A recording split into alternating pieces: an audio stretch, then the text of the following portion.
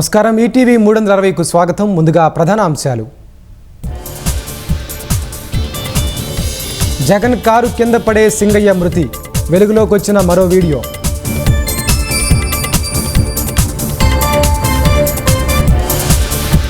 అంబటి రాంబాబుపై నల్లపాడు గుంటూరు పిఎస్లో కేసులు, జగన్ పర్యటన వేళ నిషేధాజ్ఞలు ఉల్లంఘించారని అభియోగం. ఇరాన్ అణుశుద్ధి కేంద్రాలపై అమెరికా బాంబుల వర్షం, శాంతి నెలకొల్పకపోతే దాడులు తీవ్రంగా ఉంటాయన్న ట్రంప్. పరస్పర దాడులతో రెచ్చిపోతున్న ఇరాన్, ఇజ్రాయిల్, అమెరికా జోక్యంపై ఐక్యరాజ్య సమితి ఆందోళన.